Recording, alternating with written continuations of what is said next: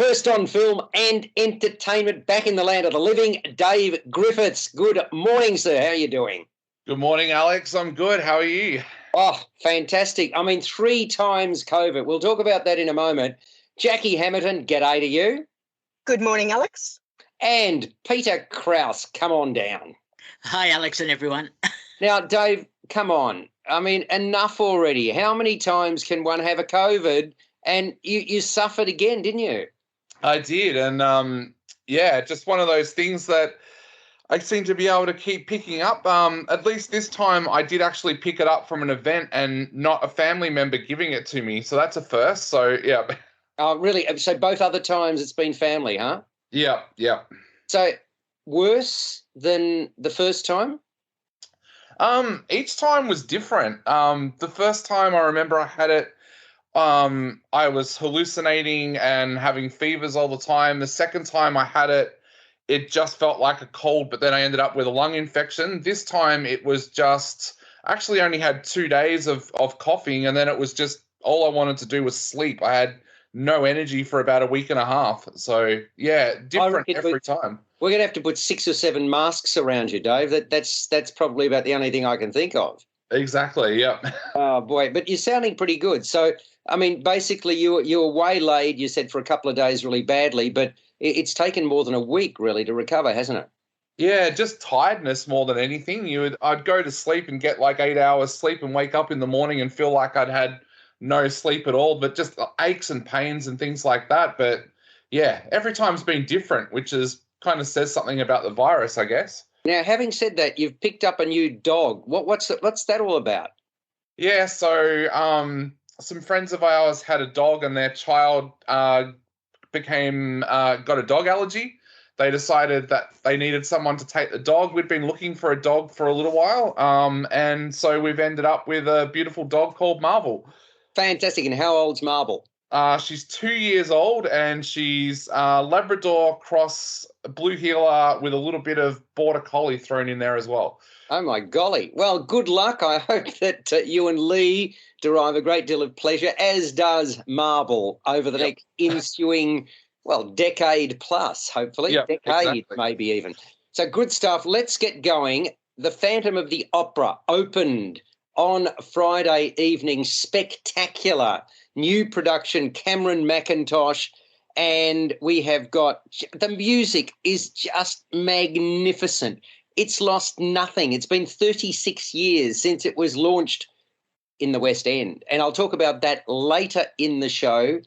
I'm also going to be seeing Titanic the musical, which is only on for another performance this evening, so be careful that you get along to see it. I saw it many, many years ago at Chapel Off Chapel, but this is a concert production with Anthony Warlow in the lead role. So fantastic entertainment in Melbourne. Get along to see Titanic the musical. You won't get another chance very quickly. Having said that, let's get going with a movie.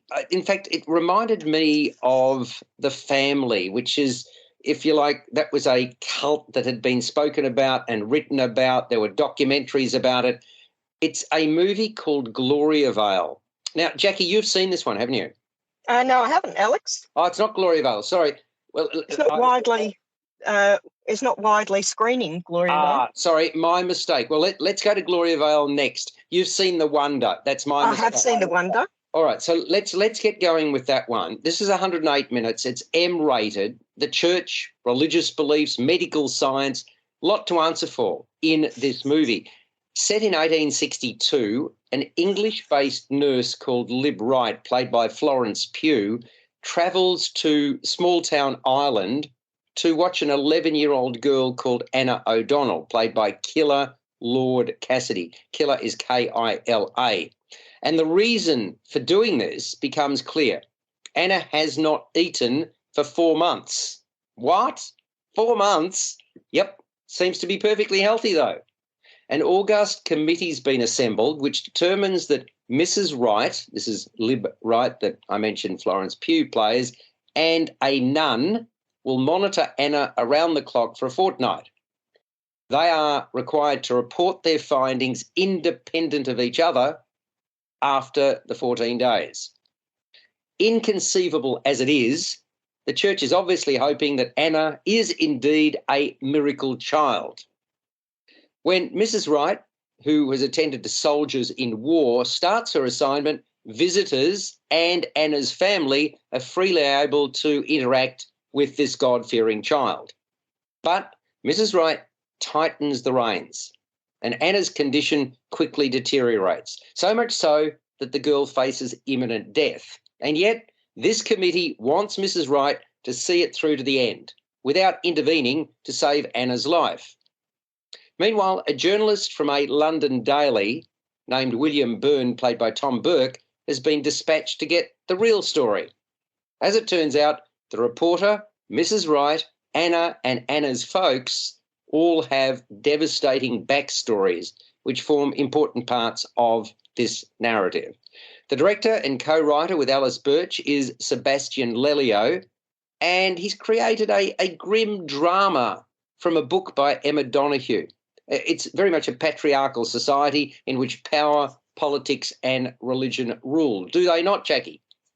Yes, absolutely. And you just said the backstories then of the characters as these backstories gently kind of leach out as the film progresses. It's clear that that's a really important part of the narrative of the characters. It's a really odd, quiet sort of film, I thought, and with a very disconcerting undercurrent, this mysterious rituals and superstitions that are going on and the mystery at the centre, of course. And good performances mostly, although I thought Florence Pugh was a bit odd in the role of the nurse from 1862. Really? Yeah, Why do you think? I thought she was magnificent. Why do you think? Well, I thought she was Oscar-worthy, magnificent in Don't Worry, Darling, just released recently. Yes. But in this, I just didn't believe her. Part of it, I think, was in the way that she and Anna, the girl, were presented with their beautiful, perfect skin and their plucked eyebrows and their shiny hair, which really was out of kilter with the living conditions that they were in these very humble old homes and trekking through the mud to get from one place to another. I really wouldn't have wanted to be a woman in those days dressed in that, bolts of fabric and the hem all dragging in the mud. How uncomfortable would that have been? Yeah, but this was a time of famine. Yes. So, and why did their faces look so beautiful and perfect, and their skin was perfect and their hair was shiny? It just didn't look right to me. I just didn't believe it. Oh, well, I totally disagree. I think that Florence Pugh is staunch and compelling in the lead. She's intense. She carries this sort of don't mess with me attitude, somebody in control in terms of her own domain, notwithstanding the fact that she's subjugated to the committee. And I reckon she continues to build on a really fine body of acting work that she's quickly sort of bringing to the fore. I mean, she's only a young woman. She'd be in her mid to late 20s by now. She's doing a great job, I reckon. And I'm not saying she didn't do a fine performance, Alex, but I just don't think the role was right for her. Perhaps after having just seen Don't Worry, Darling. Yeah, there was something about it. Disagree and reject what you say. But there you go, difference of opinion. A sense of dread, though, permeates proceedings, doesn't it, Jackie? Oh, absolutely. And sorry, just on the characters, I will say that Killer Lord Cassidy, the young girl, Anna, is really very lovely in her role. And she's got that incredible composure about herself. And there's one scene towards the end where she holds the gaze, her gaze holds the camera for an almost interminable time and unflinching. And she just locks in on you in the audience at that time. I thought she was excellent in her role.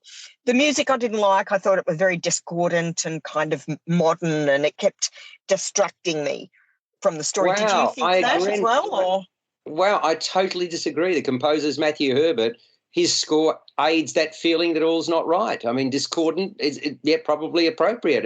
And what about the cinematography by Ari Wagner? Did you like that? Yeah, beautiful. Yeah, beautiful. Especially inside in the interior of their little double story. Well, I won't say double story because it makes it sound grand, but it's a little dark cottage, very grim sort of living conditions, with the bedroom, Anna's bedroom, in the loft above, beautifully shot inside that dim lighting, very effective. Yeah, a desolate homestead, I would call it. I mean, this is where Anna spends most of her days, apart from when she wanders outside, and it is incredibly isolated, this place, wherever it might be in sort of rural island somewhere. I mean, it's interesting. We've got a totally different take on it. So did you like or not like the film, The Wonder? Like or not like? If I have to say one or the other, probably not like. Okay, well, I mean, I just think the success... I think you have to really believe it, to believe in it, in the film, and invest in it, to be taken away with it. And I didn't feel that. No. I think there's an interesting element to this, because when it starts, there's a commentary, a narrator, and the narrator happens to be the mother of Anna, which we find out later on. But the fascinating part is it's sort of set in a movie studio, and it's along the lines of, well, there are these stories that are told, and I found that an interesting device. I'm not sure why that was necessary. Perhaps I just thought it was terrific. It topped and tailed the film. It did. And also began the focus on eating food, which was the theme of, really, I kept going back to the nurse sitting quietly eating food, which became a real feature of the film, obviously in opposition to Anna's situation. But why was it necessary? I'm not saying it wasn't an interesting device, but it could have been done without that, couldn't it? And it would. Well, it was an interesting device. That's what it was. That's all it was. Kept it top of mind. Yeah. Yeah. Well, I mean, the success of what I think is an independent film, where the reveals come piecemeal, fundamentally gets down to Pugh's command of her art, as far as I'm concerned. So what about you, Peter? We're sort of, Jackie and I are at loggerheads on this one. You, who are always in a disagreeable mood with me, where are you at with this? I was actually very, very impressed by this film. Good one. Very nice. All right. I mean... Jackie, you're perfectly entitled to your view, even if it's wrong. Is that right? Thank you so much. Yes, good on you. Okay, go, Peter. Okay. Look, the framing device, Sebastian Lelio, who's the Chilean director of this film, he obviously has used this framing device as a distancing effect, so that we don't get too caught up in the story, or that the story itself is meant to be believable or have some sort of dramatic resonance. So what I found interesting, and Lelio, of course, has done a number of films where he explores human characteristics in an unusual environment or situation. I mean, Fantastic Woman, Gloria, Disobedience, set in an Orthodox Jewish community. He really makes some challenging films, and this one is equally challenging. And what we are meant to be experiencing or feeling in this film is the whole idea of religious fundamental dogma, if you like to put it that way, and the impact that has on someone being regarded as a saint or someone having extra abilities that are above human qualities. And so as this film explores this idea of this young girl who may or may not be some sort of religious or saintly figure, which is explored to some extent later in the film, I was very impressed with all the underlying themes of Ireland in the 1860s, of devout families, of the religious impact, especially seeing Kieran Hines and Toby Jones essentially as part of this sort of male patriarchal religious sort of dominant view of the idea of salvation and of miracles. And so all of that combined made this Netflix film a really fascinating insight into belief in the 1860s. And yes, Alex, you've mentioned The Family, Rosie Jones's film about the cult in Victoria. And there is certainly that aspect of influence and power and control, and whether humans can, I suppose, go around that in some way. Well, we'll talk about that shortly with Gloriavale as well. So there's this sort of religious theme that goes through. There is. And I just want to mention Florence Pugh is superb in a very strongly developed character with her backstory. I thought it was very impressive in the way she depicted the role of strength. I absolutely agree. I said before, what a body of work she's building up for a young actor. Really, really impressive. And she continues to do so. And I like the fact that she tackles different roles and it's not all same. You can't categorize her as one thing or another. And she can be very down to earth and very earthy is probably the word one moment, and she can be glamorous the next. And I mean that's the sign of a fine actor. So what are you going to give it out of 10? It's called The Wonder. As you mentioned, it is a Netflix release, but you can see it in cinemas, and this seems to be the trend for a couple of weeks, and then it disappears and you can only see it on Netflix, correct? That's right. I mean, Power of the Dog was another example where there are good quality films, then Netflix allows a cinema release first. Well, you can certainly understand also why Netflix films and other streaming services are now well and truly being considered, more than considered, at the Academy Awards. So it's there's a transition happening where there's just not enough time to see everything. There's so much going on in streaming services, and some weeks there are very few movies released in the cinemas. So, if you're a traditional cinema goer, there's still something to be said for seeing it on a very, very large screen with big sound, is there not, Peter? There is certainly. It's always better to see something in a cinema to get that full experience. Exactly. So what are we going to give The Wonder from you? Very impressive film, 8 out of 10. Jackie, I dare say you're not going to be anywhere close to that. Go for it. Well, not so far, because although I do understand what Peter's saying, and I respect the filmmaking ability that's gone into crafting it, but I had difficulties with it, and I'll give it a 6 out of 10. And I'm giving it a 7. So, okay, we're averaging 7, which is certainly a better than average score. And, yeah, I'd encourage you to go along and see The Wonder if you get the opportunity. Can we, Jackie, I know that you've got various other things on. Can I just hold you for a few more minutes? I want to talk about The Phantom of the Opera. Have you seen that as a musical? Have you ever seen it? Yes. Okay. Some years ago now. I can't even remember how long ago. Well, I mentioned to you at the outset it was 36 years ago since it debuted in London. From recollection, I think that was about 1986, and I believe it made it to, I think it was the Regent, about 1990. That's without looking at any notes or Googling it. This is a new production, Cameron Mackintosh's new production, and it works a treat. It is such a masterful piece of work. The hairs on the back of my neck were standing up on Friday night. It was just magnificent. And there's just, for those people who may not have seen it or seen, there's a film version as well. I think that was 2000 and around about 4, was it? Something of that nature. Anyway, the story goes that there's a prologue involving a Paris Opera House auction set in 1919. And then the story turns to events at the Grand Opera, the Paris Opera, in 1881.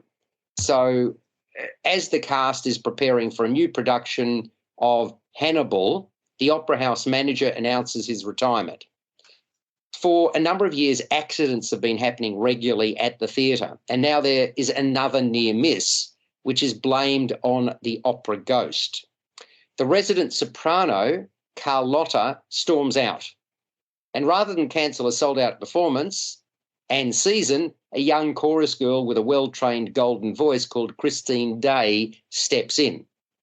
The opera's new patron, Raoul, recognises Christine from their childhood and begins to woo her.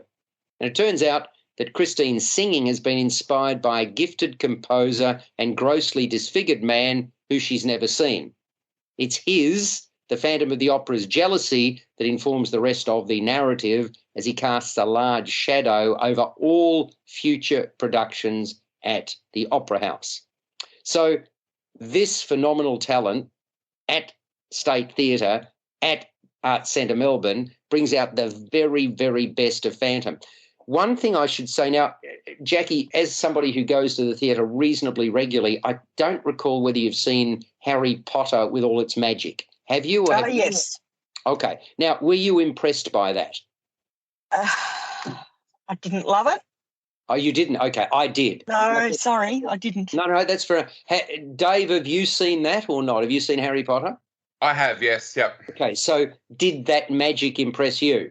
The magic did. The story I thought could have been a little bit better, but I loved the special effects and everything on stage, yes. All right, so do we agree that Harry Potter moved up the bar when it came to special effects wizardry? Yes?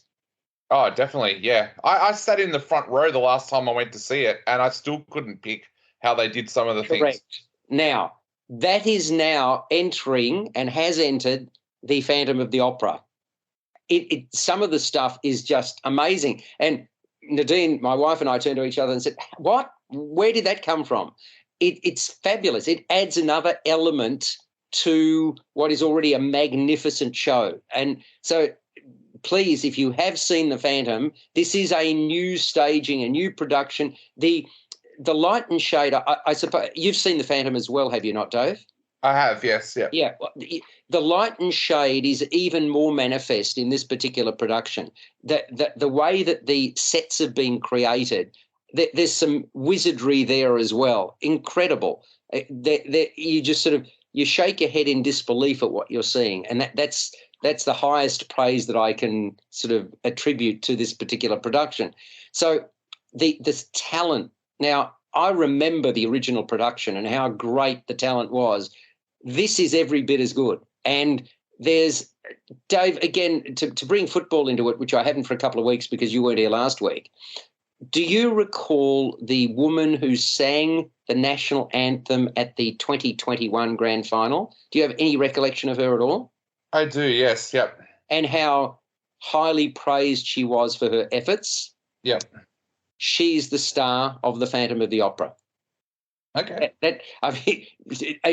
She's played for the royal family. She was the star of the show in the West End production of this show as well, and she is at the forefront of this one. She plays Christine Day, and she's an Australian-American soprano called Amy Manford. I think she's 29 years of age.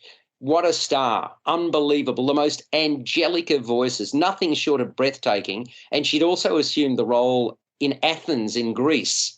So, and then Josh Pitterman, I've seen a lot of him, the timbre in his voice, in his pipes, the angst he displays in the titular role, which he's also played to critical acclaim in the West End, captivating, just extremely impressive. Blake Bowden impresses as Raoul.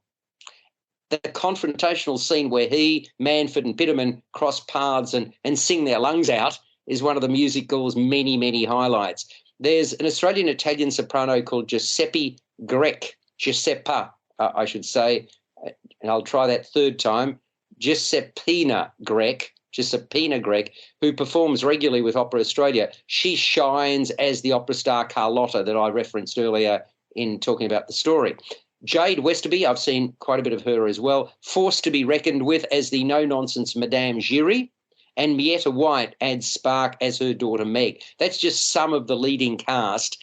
The set design I mentioned, Paul Brown is responsible. A visual feast, contrast of light and darkness. You've got the gilt-edged opera house and the Phantom's lair. The appearance of steps from out of nowhere as the Phantom leads Christine to his quarters via gondola and fog, a stroke of genius. It really is. You sort of, again, wow, how did they do that? We've talked about the pyrotechnics and how they play a significant part in proceedings, as do the special effects. So this production of the Phantom of the Opera is fiery, both figuratively and literally.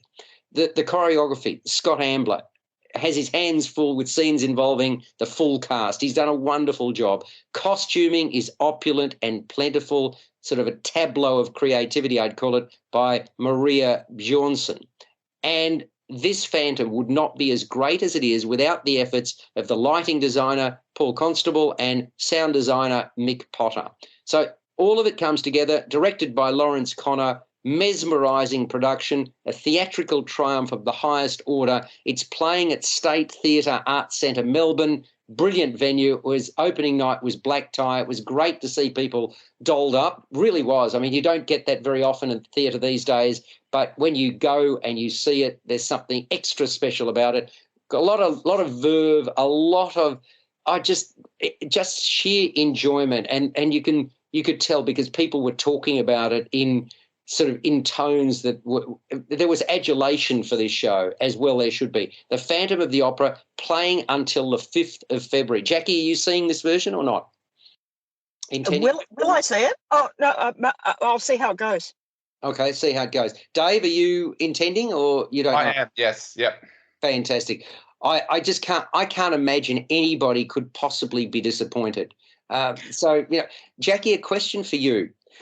When you go along to the theatre, and I'm not talking about a normal sort of review which could be favourable or unfavourable, and Dave, you can sort of join in here as well. How much experimental theatre have you seen? Stuff that you're not quite sure what you're in for, you go along and you're either thoroughly engaged or totally disappointed.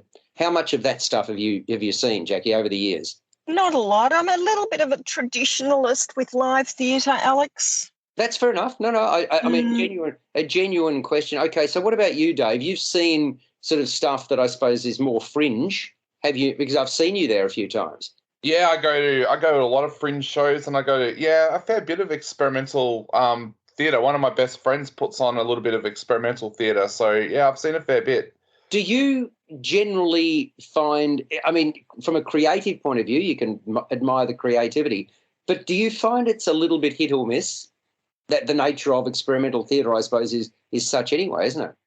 Oh, definitely. Look, I've been to seeing shows where 5 minutes into it, I was wishing I was at home watching TV, and I've been and seen other shows where I've just absolutely loved it. So yeah. Yeah, I can absolutely relate to that. And what about interactive theatre? Have you seen much of that, where the audience, the fourth wall is broken? Yeah, I actually went to one. And I hate being asked to get on stage, but I was asked to get on stage for a production that I went and saw in between the lockdowns a couple of years ago. And, I really hated that. Jackie, have you been called out from an audience? I don't think I have, no. actually, Alex, but the kids always used to get up with the Wiggles and things. Well, I speak.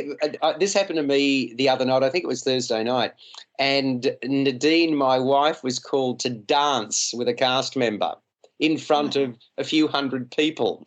Now, I can imagine that's reasonably terrifying for anybody. But this was interactive theatre that I'm talking about, and the name of the production, Day After Terrible Day at TheatreWorks, and I can say that while it's creative, I found it totally perplexing. And I was speaking to people afterwards who found it, this question mark like the Riddler was on their faces, Dave. So what happened? Upon arrival, the patrons were divided into groups, and we're led by a couple of, and there's only one way of putting this, Jackie, I'm not trying to insult anybody here, a couple of blonde bimbos to the double doors of what turns out to be an unfinished mansion. Now, when I say blonde bimbos, they were dressed in very vibrant pink. They had latex face masks on and blonde wigs, and the way they spoke was decidedly stupid. That's why I'm calling them blonde bimbos. I think that's the best description I can come up with. And once we were ushered inside, perched on a 10-rung ladder, how do I know that? Because I counted the rungs, at the back of the theatre, which was an oblong space, a large space, is this redhead dressed in white bemoaning what happened to her. So around the room, I counted 7 chandeliers. There's a clear cabinet on wheels containing dried flowers and a very, very, very long table which virtually stretches the length of the the long oblong part of this theatre, upon which sits a 5-tier white wedding cake. All right, I hope I'm building this picture. This said woman who is on this ladder utters expressions such as, "You said you'd call. You said you'd be here. A pledge, a declaration, your word." These utterances are repeated throughout the show. And it turns out that she and her husband-to-be were renovating their forever home and preparing to grow old together when he left her at the altar. Actually, to be more accurate, he disappeared the night before the wedding. The rest of this performance is a recollection of the good times and how she misses him, complete with projections, occasional music, and I've mentioned dance. Not a lot of it, but there is some of it. 4 masked performers, now dressed primarily in green and wearing the latex face masks that I alluded to earlier, relay the story such that it is. They play a game where they name his great qualities and they speak about their sexual exploits. When they speak together, whether it's 2 or more, they are difficult to understand. They make it clear that he failed to live up to his promise to be there to stick fat. He offered love, warmth, comfort, adoration, care, safety, and more. But all that evaporated long ago. Yet each day they hope in vain he'll show up on the doorstep. They wonder whether loving them was a burden, whether he actually loved them. They query where he is. Short of feeling justifiably aggrieved and sorry for themselves, I just was left disappointed that the narrative didn't go any further. So I've given you everything, now Jackie and Dave, and I think you're going to make more of it just by listening to this than I made by watching it. So it didn't evolve as I thought it should have. And as much did you wish you were home on the couch, Alex? I felt that at 70 minutes it was really, really stretched, and that's not good. And I did clock watch or watch, or however you put that. Look, as much as I would have liked it to, there was nothing that actually surprised me, Jackie, because it was established that the woman was left at the altar, right? And that's terrible. I'm not saying anything else, but okay, so then we get the angst for the next 70 minutes or 60 minutes or whatever it was. They're called the Danger Ensemble. The artistic director and designer. Now, one thing that I don't do, we've talked about this last week. Dave, you weren't with us, but Peter, you'll remember we talked about whether one needs to see the shorts before a movie or the trailers and how that can destroy something, right? Yeah. Now, in a situation like this, I don't want to read about this play. I want to go along, and I think the play needs to stand up on its own. So it was only after I then read the program after I'd basically put down my thoughts, and then I learnt about it. And I think that's just wrong. I mean, when I say wrong, it's fine. A lot of people are going to be like that. My wife, I've mentioned before, she likes to look at if we go overseas in days gone by, she likes to see everything we're going to see before we see it. And I want the total opposite. I don't want to have seen anything. I want to see it for myself and let my eyes take it in for the first time. So anyway, with all of that, the artistic director and designer of the show, Stephen Mitchell-Wright, says the company's committed to exploring new territory, to creating theatrical experiments. And this is certainly that.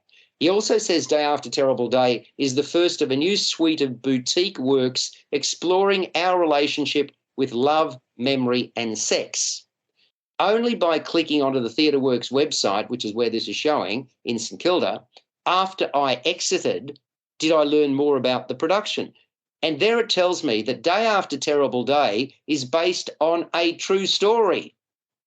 It's based on the story of a South African-born Sydney woman named Eliza Emily Donathorne.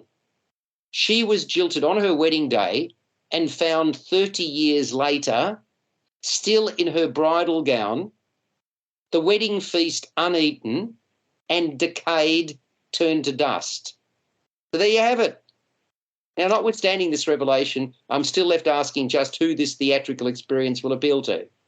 It's a little bit Miss Havisham, Alex. Very much so. Yeah, that's a good analogy. Perhaps this is one for the artsy crowd. Dave, it certainly would have fitted comfortably into the recently completed Melbourne Fringe Festival. Did you see any or many shows during the Fringe? Yeah, I did. I saw a few. Yeah, that's what I meant before. You do get hit and miss shows, so yeah. Sometimes you'll find an absolute gem, and sometimes you'll go to a show and go, "What did I just watch?" Yeah, I mean, look, I found the piece, as is mentioned, stretched and without much to commend it apart from the bizarre. I mean, look, I'm not saying don't see it, but I'm saying be warned, this is not your traditional theatre. And obviously that's not what they were trying to do. The Danger Ensemble was trying to push the envelope. They've done that. But, it wasn't really my cup of tea. It's on there till the 12th of November. I like the fact that that Theatreworks as a venue does all sorts of different things. And I'll be intrigued to see where they go beyond this. You know, they were very gracious in inviting me, and I'm kind of pleased I saw it, but I wanted to have an experience where surprise is so important. Peter, if you look at various ingredients in a film, and I know you see film and not theatre, where would you put the element of surprise in terms of importance when it comes to seeing something, anything? I think challenging films that twist their narratives or change their storylines, and we've seen that in some recent horror films, I think that can be very impressive, and as long as it's done well. Well, I think it's important, Dave. Where do you see surprise? Even if it's a conventional story, not knowing everything about it adds to my enjoyment. Does it add to yours? Oh, definitely. One of my favourite things about cinema is twists that you don't see coming. All right, and remember the movie Ensondé? There's a good example of one. That just blew my mind when I saw that. Jackie, you saw that, didn't you? Yes. And surprises are great, but you do want to know by the end to be able to wrap it up and know what did happen. Well, that's an interesting one. Generally speaking, I would agree with you, but on occasions, and I know, Peter, you and I have spoken about this in the past too, allowing us as an audience to sort of formulate our own view of how things finished or didn't, that can also, even though uncomfortable to some, that's also got merit, hasn't it? It definitely has, especially films that leave you thinking, leave you discussing the storyline or the issues that are presented without giving you a very happy or traditional conclusion. I think that can be very effective. Absolutely. So, look, that was worth having a discussion about because it was so decidedly different. Now, Jackie, just because we were talking about sort of churchy type stories, and I mentioned even though you haven't seen Gloriavale, you have seen documentaries about the family, etc., have you not, in the past, or read about the family? Yes, familiar with that, yes. Familiar with that. Now, I suppose that the difference to me between Gloriavale and the family is that we know the ending. With Gloriavale, we don't. Now, if I mention Gloriavale to you, Jackie, I knew nothing about it before seeing it. I know you haven't seen the film. Does that mean anything to you or not? No. No, it meant nothing to me. Dave, to you, were you familiar with the story before you watched this documentary? No, knew absolutely nothing about it. And even more disturbingly, I've spoken to friends in New Zealand who knew nothing about it either. No. Seriously? Yeah. Wow. Because this happened in New Zealand. And Peter, I'll ask you, did you know anything about Gloriavale? I've been to Christchurch and I've heard about this collective or this group, but I didn't know much about them until seeing this film. Okay, so it's 89 minutes. It's M-rated. It's a New Zealand fundamentalist church, Jackie, and it was founded in 1969 by a person called Neville Cooper, although I don't think he's referred to in this documentary as Neville Cooper because he changed his name to Hopeful Christian. Yeah. So this church is under the spotlight in the documentary. The community is located on the west coast of the South Island, and it's home to about 600 people from 70 families. It stands accused of slave labour and exploiting women who are seen dressed in long blue dresses with white highlights and also wearing white bonnets. So it's accused of slave labour, exploiting women and children. And it pushes the point, this documentary, that everyone, is subject to the say-so of the church leaders, that women have to adhere to the wishes of men and are workhorses. A court case is mounted by a man called John Reddy, who was excommunicated by the church after reading religious material that was not produced by Gloriavale. John was born inside the compound, that is, the church, and left behind his wife and children when he was excommunicated. He has been left traumatised by his experience. Also brought up inside Gloriavale was his sister, Virginia Courage, who also left and tells of what she encountered. So does John. It appears that women are mandated to procreate and have large families. Living conditions are less than ideal. The documentary includes interviews with a couple of barristers, a human rights investigator, a former police detective, and the manager of a grievance organisation. Vision includes historic and often ropey home video. We learn that when someone joins Gloriavale, they give up their individual assets in favour of the Christian community. Gloriavale set up a charitable trust that's apparently worth, now get this, more than $60 million. I presume that's 60 million New Zealand, which is almost the same as Australia. It owns farms, cattle, runs 4,000 head of cattle, honey business. It's involved in oil well exploration. I mean, yeah, what this has to do with the church, I don't know, but it's a way of making money. Some members of the church, including its founder, have been found guilty of sexual offences.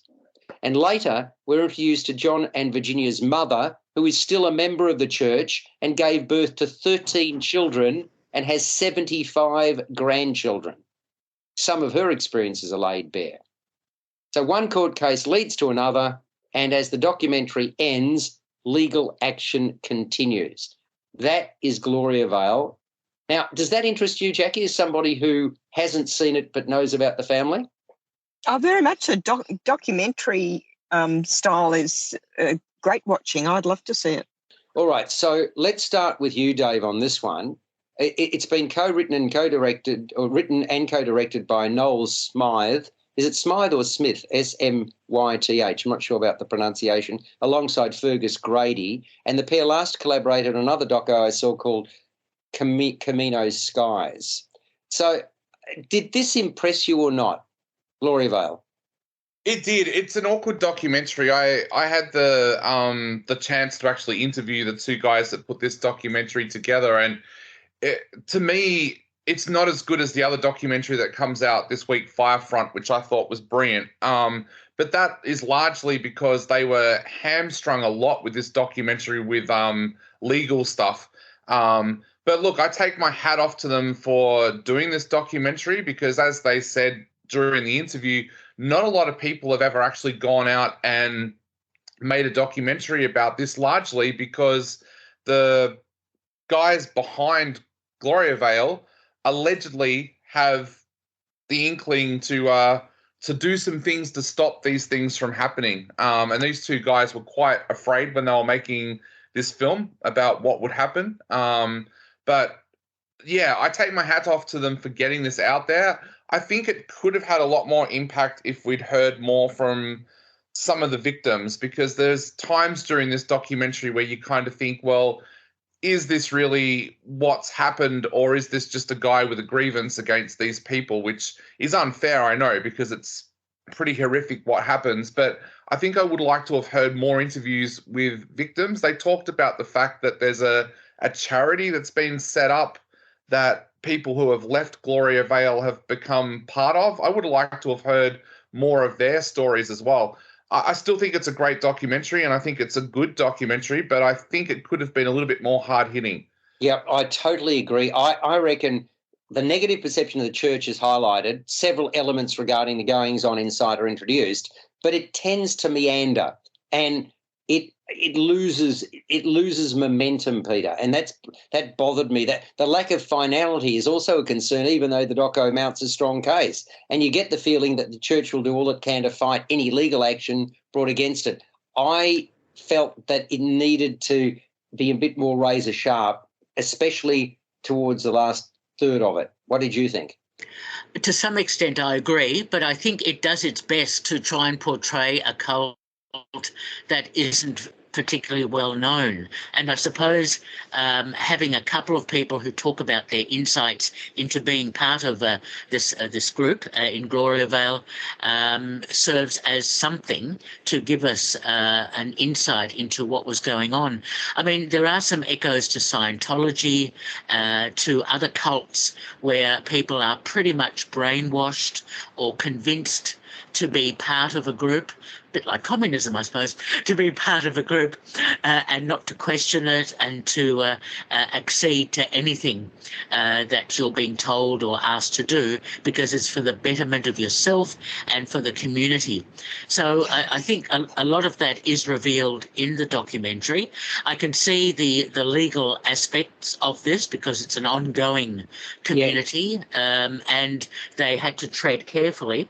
I think what we are told still serves as a pretty good insight into this rather strange and interesting cult.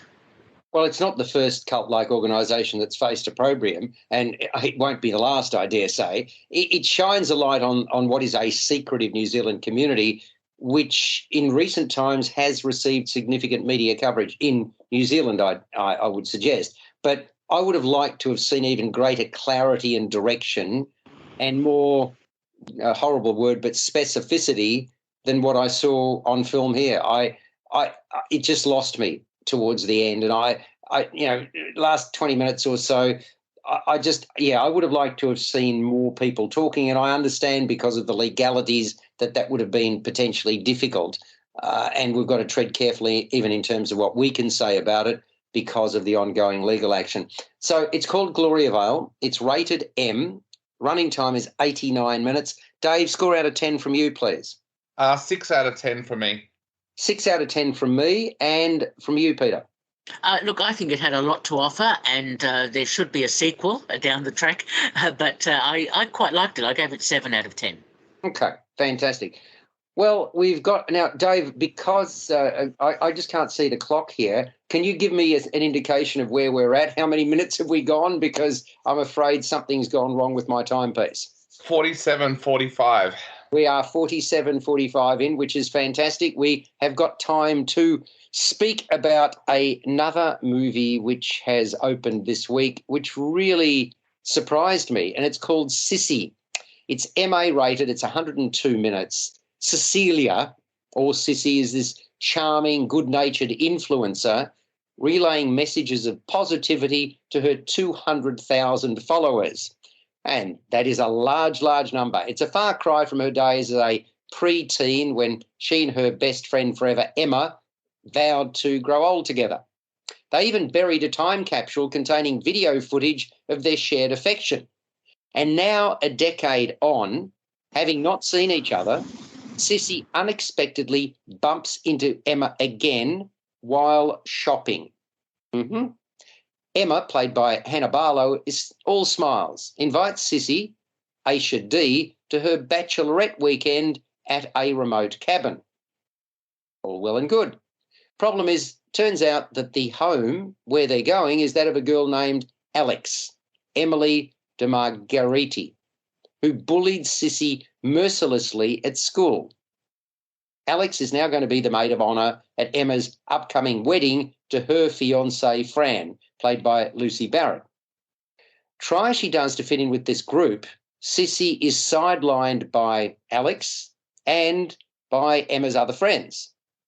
The elephant in the room is a facial scar that Alex has, which came about as a consequence of her constant harassment of Sissy.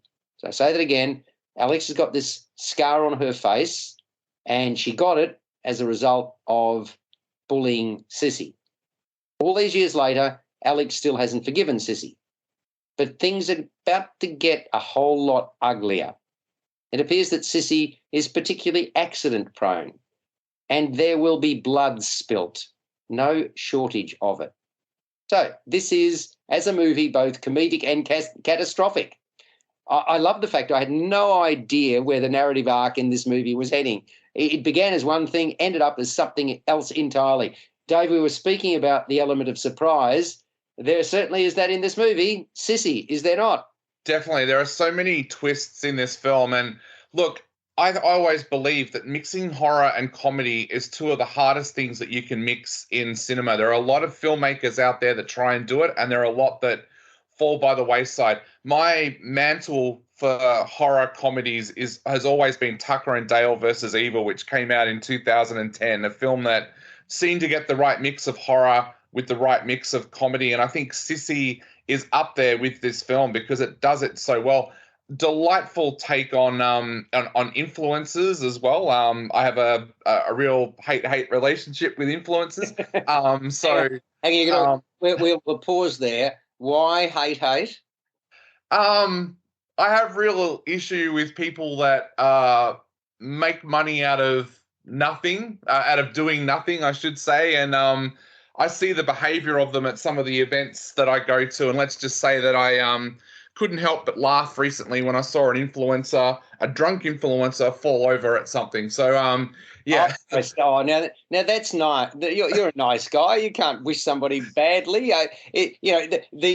Some people would admire the fact that they get something for nothing the way that they do.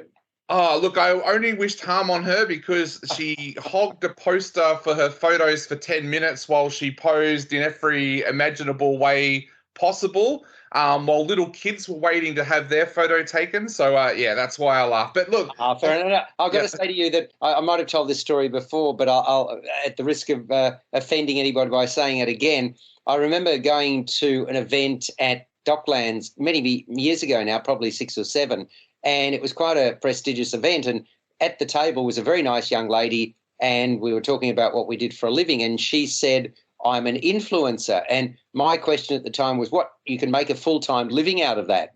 And, yeah, so that was long before it became a thing. Sorry, you go ahead. Talk about Sissy.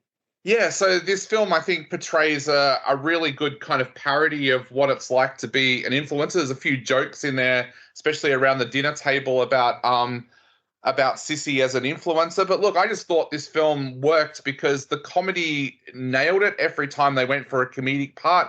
There was a horror element to it, which fans of slasher films are going to enjoy. And it was kind of well-rounded with its characters as well, which came as a bit of a surprise to me. I saw this at MIF before there was a lot out there about the film. So, yeah, it was a complete surprise, but I thought it worked on most elements. Yeah, I mean, look, the element of surprise wins high plaudits from me in any artistic endeavour. And I thought Aisha D, wow, terrifically well cast as the lead around whom events transpired. Dominant displays, this young woman of contradictions, and her demeanour, her facial expressions really impressed me. And I also appreciated the orientation of light and shade in the script by the writers and the directors. Hannah Barlow, who's the one getting married, and Kane Scenes. They worked together on a movie called For Now. Peter, what about you and influencers? Do you like them? No, I don't like influencers at all.